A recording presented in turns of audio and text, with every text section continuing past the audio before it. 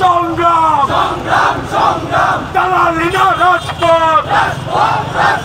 আওয়ামী লীগের সন্ত্রাসীদেরকে বলে দিতে চাই, আপনারা ভেবেছেন ছাত্র জনতা মাঠে নেই, কিন্তু আপনারা ভুলেছেন না জুলাইতে সবকিছু বলে আমরা রাস্তায় নেমেছিলাম।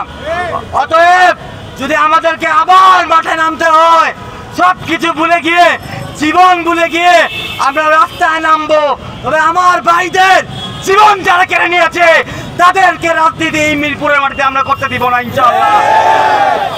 আগে দিত রাতে, এখন তারা দিনের প্রকাশ্যের আলোকে মিছিল নিয়ে নামছে। এই ব্যাপারে এই প্রশাসন কি করছে সেই জবাব আমরা চাই। প্রশাসন যদি দায়িত্ব নিতে না পারে, এই ফ্যাসিস্ট আওয়ামী লীগকে নিরোধ করার জন্য আমরাই যথেষ্ট। অবিলম্বে আওয়ামী লীগকে নিষিদ্ধ করতে হবে। এবং আমরা দেখতে পাচ্ছি যে বাংলাদেশে বর্তমান সময়ে বিভিন্নভাবে, বিভিন্ন নামে, বিভিন্ন দলের ব্যানারে ফ্যাসিবাদ মাথাচাড়া দিয়ে উঠছে। আমরা দেখতে পাচ্ছি মিরপুরে আমাদের বিপ্লবী ভাইদের উপর হামলা হয়েছে।